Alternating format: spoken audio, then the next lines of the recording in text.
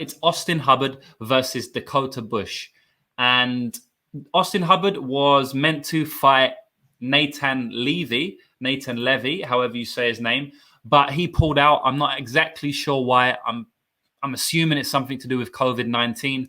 And Dakota Bush, who is an LFA fighter, is coming in on short notice, about a week's notice, to fight Austin Hubbard. And, one of the first things that jumps out to me about this fight is that I don't know what Austin Hubbard has done to the UFC, but the UFC are consistently giving this guy grapplers. Like, it's pretty ridiculous. I've never, ever seen it before in the history of me watching MMA that a fighter has got the same stylistic opponents for like 5-6 fights in a row. I mean, the fighter that pulled out, I didn't do any research on Nathan Levy, right? But from what I hear, he is a grappler as well.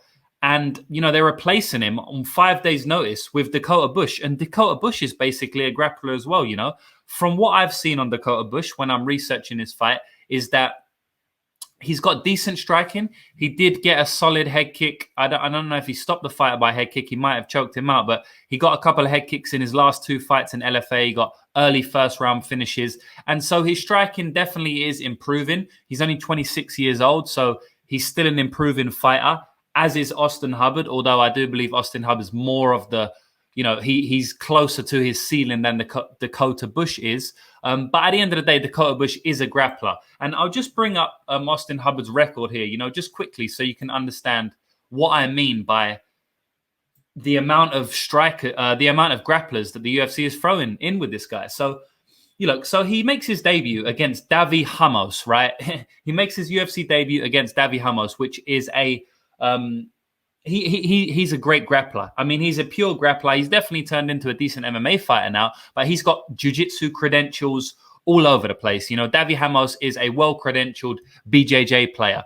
And then the next fight up, he fights is Kyle Prepelic. Now, to be honest, I don't know whether this guy is I don't know whether Kyle is a grappler or not. But the next fight he fought was Marco Madsden. Marco Madsden I think he got a gold or he got some type of medal in the Olympics for, I believe it was wrestling for, I can't remember the country. Like, as you can see, guys, I watch hundreds of fights each month, multiple hundreds of fights each month. And that's not, that I'm not saying that and exaggerating at all. I do watch I watch multiple hundreds of fights each month. So a lot of the times, everything blends into one. I don't have a good memory as it is, right? So sometimes I can misspeak and stuff. But what I'm trying to say is that Marco Madsden is a grappler. He's an out-and-out grappler. So he went to the Olympics. I'm not exactly 100% sure which country this was for. Someone in the chat probably knows. You may know. But he's an out-and-out grappler, right? I think it was either for wrestling or judo. It was, I believe it might have been judo. It was for one of these grappling sports, right? He's an out-and-out grappler. And, the UFC put him in against Austin Hubbard. And now, then the UFC matched Austin Hubbard up with Joe Solecki, right? In a fight which was cancelled. The reason it was cancelled was because Solecki withdrew, right? I think Solecki had an injury. Joe Solecki, I call him Joe Gracie. He's one of my favorite fighters. The reason I call him Joe Gracie is because he's an absolute wizard on the ground. So again, the UFC, for the third time, possibly the fourth time, put Austin Hubbard in with a grappler. Okay, Joe pulled out, and guess who they get? They get Max Roshkov, who was a wrestling standout. So they've put him in with another grappler. Then they matched him up with Solecki again after he beats Max Roshkov. He beats the hype train there. They match him up with Joe Solecki, the grappler again. He loses by rear naked choke in round 1. And then they match him up with another grappler, Nathan Levy. Nathan Levy pulls out. And they're matching him up with another grappler in Dakota Bush. God damn, I took a long time to say that, but it's absolutely madness. I really don't know why they're doing it. I mean, it's obviously, it's not a coincidence. When it's happened 6 or 7 times in a row, it's not a coincidence. Anyway, how that breaks down in this fight is that at least Austin Hubbard has got a lot of practice, right? And a lot of training camps and a lot of actual fight time going against grapplers, which is obviously good because if he keeps on going against grapplers, he's just going to learn more and more and he's going to get better and better at facing grapplers. So it's not a great, it's not great news for Dakota Bush, because he's going to want to get Austin Hubbard to the ground. But, Austin Hubbard's last 5 or 6 opponents have wanted to get him to the ground. And to be honest, in a couple of them fights, he's done pretty well getting back to his feet. And, I will say Austin Hubbard is pretty good at defending the takedown, and he isn't like super easily controlled on the ground either.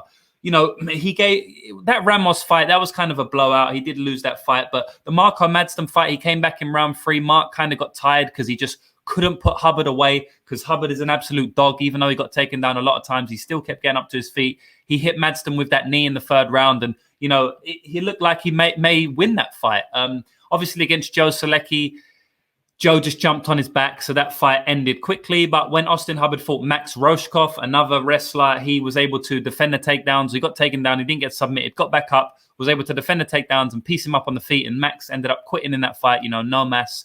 And he got a stoppage win there. So Austin Hubbard's definitely well-versed against grapplers. And to me, it's hard to break this fight down, only because I haven't seen a hell of a lot from Dakota Bush. He's had some decision fights on his record, but I couldn't actually locate them online. So the only ones I could find were fights that he's won in round 1. And the thing about that is, I can't be coming to too many conclusions with a fighter who I've only seen fight in round 1. Like what happens if he gets past that round 1? And to be honest, when he did go to decision with Jaleel Willis, who was the fighter I wanted to watch him fight, he lost that decision. Now, Jaleel Willis is a decent fighter, but I didn't get to see Bush's cardio after the 1st round. So I will say that Bush is definitely dangerous, at least in that 1st round. He's got decent head kicks, as I said earlier, and he's got pretty good wrestling, and he is slick on the ground. I'm going to lean with Austin Hubbard here. Obviously, there's a multitude of reasons I'm going to say that. One is just because I don't know too much about Bush. I do know a lot more about Austin Hubbard, and I know that Austin Hubbard can weather storms from grapplers, not get submitted, and come back to defeat them. And that's going to be what he's going to have to do, in my opinion, in this fight against Dakota Bush. Dakota Bush is probably going to come out pretty aggressive like he usually does. Heck, he may even come out more aggressive because he possibly hadn't been training too much for this fight. As I said, it's short notice for him. So Dakota Bush definitely could come out and try and put it on Austin Hubbard. But Austin Hubbard is one of these guys who won't be overwhelmed. As I said, he did get submitted by Joe Solecki in round 1 in his last fight, but he didn't get overwhelmed by Solecki. He basically just got his back taken, and Solecki is an amazing grappler, and he was able to wrap up the neck. So I feel like Austin Hubbard will probably be able to defend the takedowns. Look, he might get taken. I think he probably will get taken down at least once or twice in the 1st round, but I trust his submission defense enough that he doesn't get submitted by Dakota Bush, and then he's able to weather the storm and put it on Dakota Bush, kind of similar to his fight against Roshkov, and possibly take Bush out, or at least win a 29-28 unanimous decision. But as I said, I'm not going to be rushing to bet this fight. I don't really know if there's any value, because I just can't tell you too much about Dakota Bush. So I can't give you a hugely confident breakdown if I don't know too much about the guy. So, I'm going to go with Austin Hubbard. My final prediction, Austin Hubbard to get the win. But I'm going to need to see more on Bush, to either fade him or to bet against him.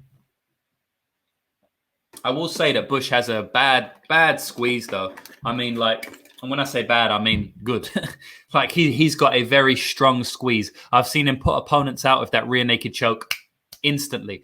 He gets the rear naked choke for 2 or 3 seconds, and he gets the choke. So he's definitely got a strong squeeze, And we did just see Joe Solecki tap Austin Hubbard out real quick. So, you never know.